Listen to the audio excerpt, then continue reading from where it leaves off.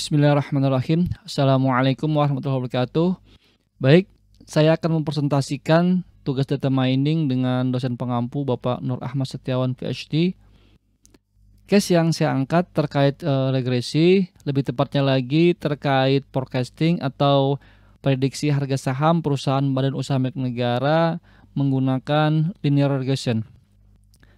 Nah, presentasi kali ini akan dibagi menjadi beberapa bagian. Yang pertama terkait pemilihan dataset, yang kedua algoritma yang digunakan, regresi atau modeling, kemudian yang ketiga evaluasi terkait model, yang keempat coding, yang terakhir yaitu hasil dan kesimpulan. Baik, kita langsung saja masuk ke bagian pertama.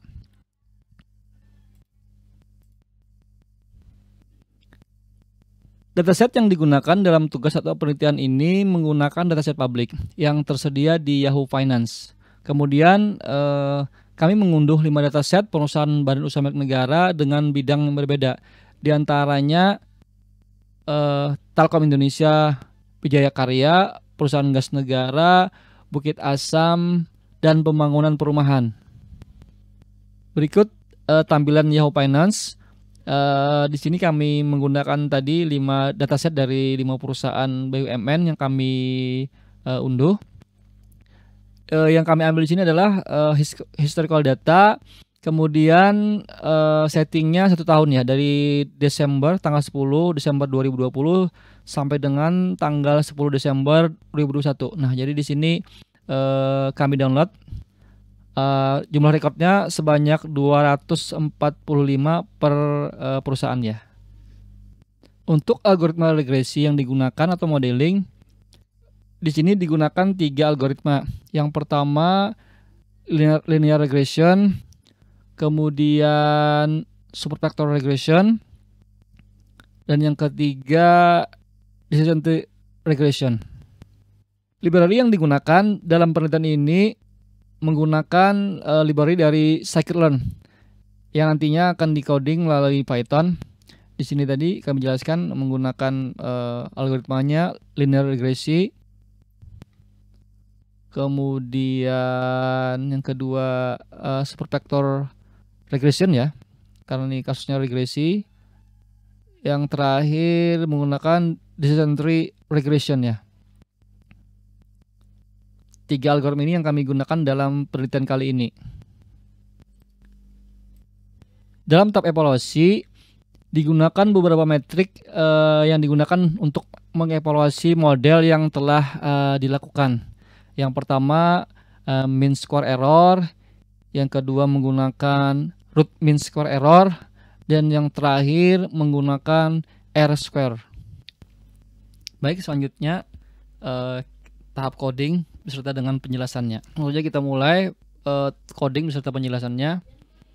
Untuk tugas ujian semester data mining, yang pertama import library dulu.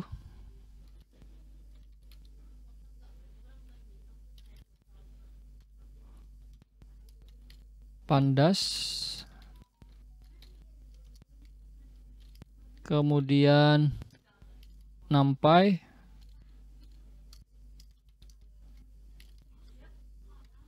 selanjutnya matplotlib,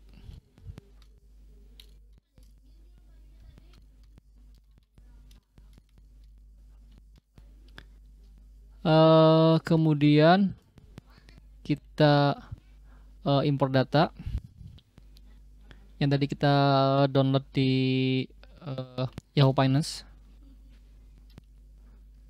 CSV, kemudian kita masukkan drive-nya,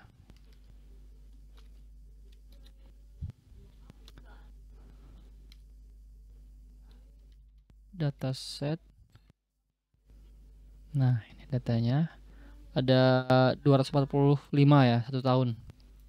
Oke, ini tampilan grafik dari harga saham Telkom yang tadi kita plot.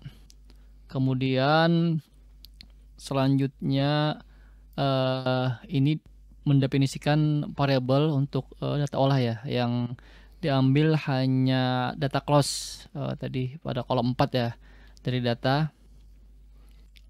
jalankan. Nah, di sini ada recordnya tadi 245.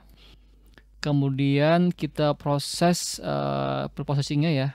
Di sini menggunakan min max scaler. Kita import dulu min max scalernya. Ini secara default akan mengubah range dari 0 sampai 1 ya. Nah, di sini kita beri nama variabelnya mm dulu untuk min max scaler.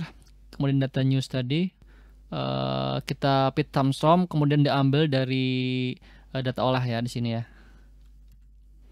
Nah, kemudian di sini ada fungsi ya terkait prediktor. Di sini diberi nama step. Di sini berbentuk array ya, data newsnya. Nah, selanjutnya kita definisikan lagi x-nya. Ini x-nya tadi.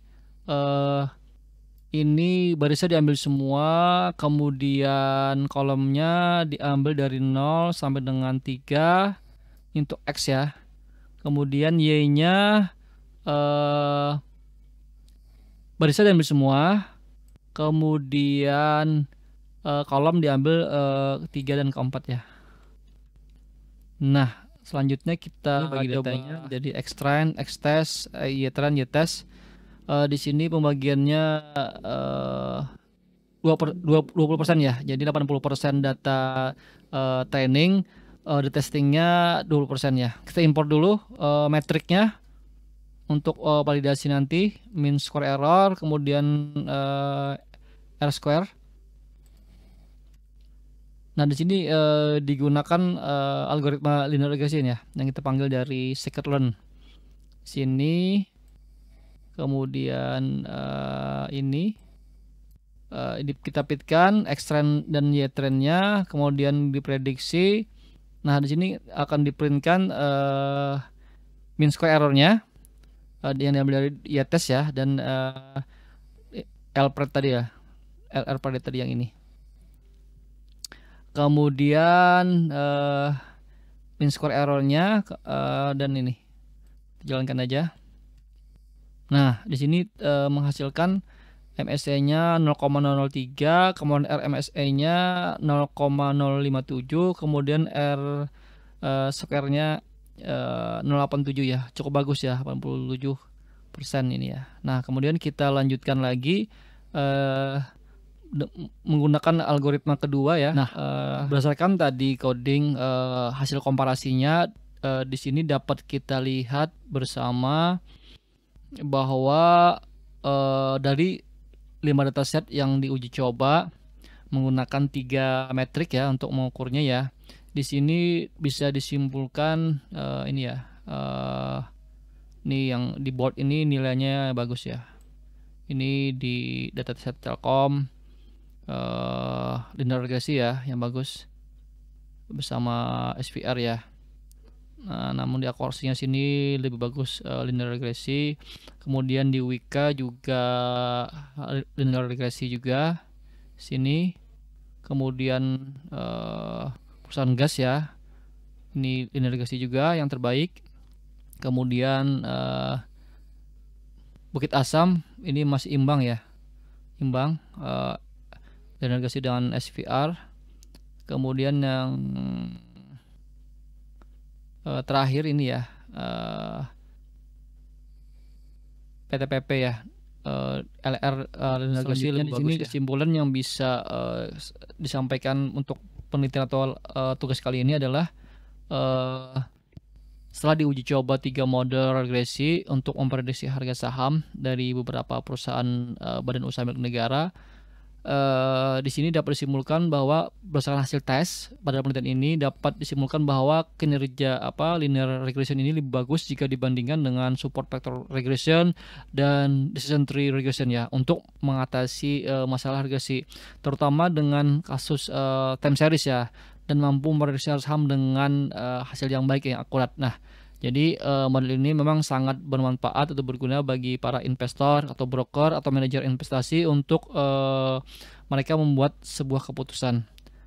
Mungkin itu dari saya. Terima kasih. Salah hilap mohon maaf. Assalamualaikum warahmatullahi wabarakatuh.